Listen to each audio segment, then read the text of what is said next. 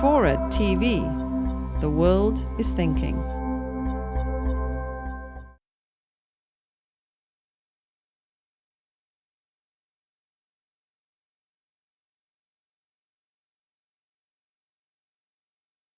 Philanthropy is this story of the newness. If you just kind of step back and say, so what really is new?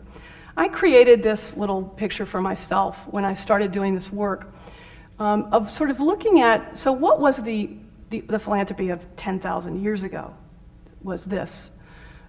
It was local, it was face-to-face, it was short-term, it was need that people had right there face-to-face, that people helped each other out.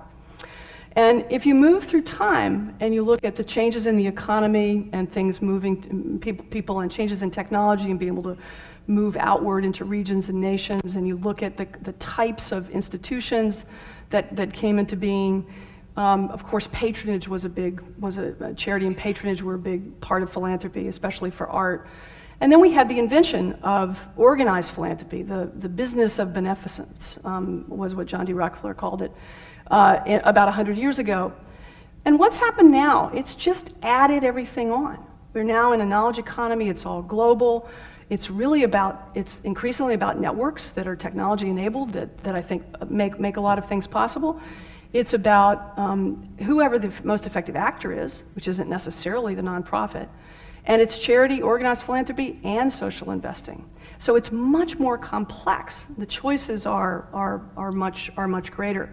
And I think what's interesting to think about here is that philanthropy for the long term is a modern creation. It may even be an unnatural act, in the sense that people give to what the need is that you see in front of you. That's what charity is. But philanthropy for the longer term that engages people half a world away is something modern and again, arguably not natural. So these are some of the elements of promise of this system that is emerging, that builds on all the eras before it. And so you ask, so what? So what? Well, one so what is, of course, the problems are so much larger than the philanthropy. All these numbers seem really big until you talk to Patty Stonecipher from Gates, and she'll tell you that actually they spend $400 million on trying to get kids ready for college, but the state of California spends $40 billion. So our monies are a drop in the bucket. We could spend down the endowment in 1 year and not have improved education just in the state of California. Most people who get into philanthropy in any big way realize this very quickly, that it seems big and it seems great, it's very exciting, but actually it's small, so we have to keep that in mind. And then the other problem, of course, is that the problems are growing as fast as these endowments and philanthropies are, or faster.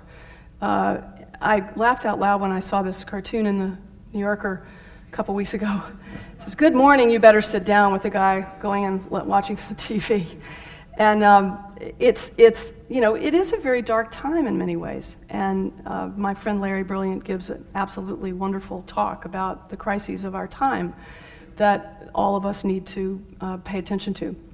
And philanthropy, philanthropy can't take the role of government, and doesn't have the scale of business. But there is a role for it. And I would think arguably at this moment in the history of our civilization, it's not just a nice to have, it's a must have. And that's where you get into the real deeper news.